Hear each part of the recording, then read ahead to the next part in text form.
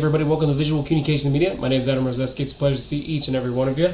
Welcome to the end of week 2. Just to give a couple quick updates. So just keep in mind your reply posts for your discussion posts are due tomorrow night. Also keep in mind you have your written assignment, which is the PowerPoint that's due on Sunday. Please make sure to don't do this as like a presentation. Give me like small little fragments and says please give detail and examples to your thoughts and your processes. So that would be great. And then also you have your live lecture assignment. Just to give everybody a heads up, I have your discussion grades done. However, I'm running into problems with your written assignments. I finished them last night, but none of them posted properly for some reason. So I'm working with the PSC to figuring that out. I've been having trouble lately the past few terms. First week always, that something gets missed within that system. So, but your discussions are done, your live lectures are done. It's just your written assignments. I'm going to try and fix. I did get a couple of them. A couple of them did go through, but there's like at least 26 or so that are having problems right now. So bear with me with that. Hopefully I'll get them fixed over the weekend. That way you'll have your grades back for your written assignments, so you can kind of see what I'm looking for in assignments. Other than that, also give you a heads up, my son is sick. So I might be a little bit rough to reach tomorrow if you need me or not, so you'll probably hear from me on Sunday. Other than that, I'll let you know when the grades get updated for the written assignments. My apologies for the issues. I'm working with the PSC to get Blackboard, get that fixed. But other than that, let's get into last announcement for this week and kind of give a heads up into finishing our overall discussion on perception. So I figured I'd talk about responses to stimuli and how they're kind of important overall, and how we're going to get a little bit of an introduction into emotional communication. We're going to talk about emotional communication and persuasive communication in week 5. However, let's get a little bit of a start at this. And we kind of talked about this last week with colors and how they kind of invoke specific emotions. But the real final element of perception is emotion.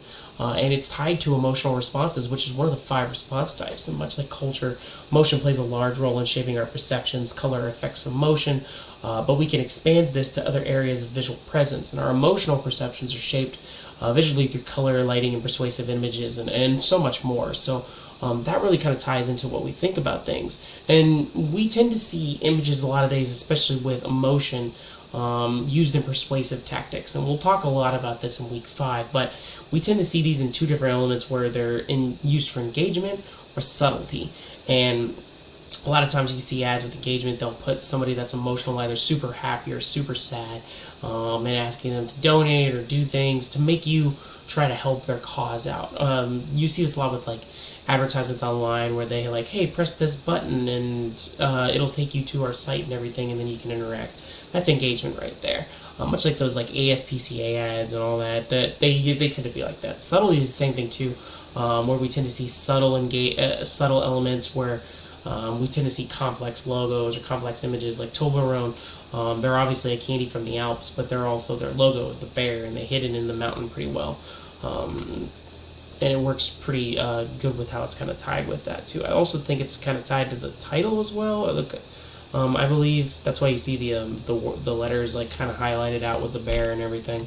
But other than that, yeah, subtle messages, those are also used. And mood setting, colors, and lighting are important because our overall visual perception is the process of seeing that is influenced by culture and emotion.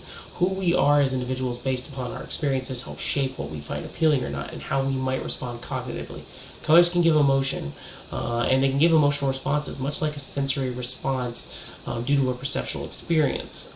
Much how we talked about how it's like certain colors make you feel sad or angry or happy or in love or tired or in disgust. We tend to associate that. That whole movie Inside Out kind of plays a part, like how colors can match certain feelings and how they go about with everything. And it's kind of crazy how it's tied to that. Like anger was red and sadness was blue, joy was yellow, even though I think they kind of measured as like a little bit like a peach orange in a way. But yeah, colors are tied to emotions, they're tied everywhere, and it kind of adds life to anything. So it's something to keep in mind with those elements. But that's pretty much all I got. Just kind of an intro to emotional communication, how it ties into perception a little bit. Just to give you a heads up. Again, I'm going to work on with the PSC and try and figure out why your written assignment grades are not posting for some reason. But other than that, That's all I got. Just keep in mind the due dates coming up this weekend. Lectures back to normal next week, 4 p.m. Eastern, 3 p.m. Central, Tuesday. I'll get those rubrics and that lecture link out on Sunday night, Monday morning. That's all I got. So be safe, have fun, enjoy. Thanks for being amazing, everybody. And I'll let you know, get into where the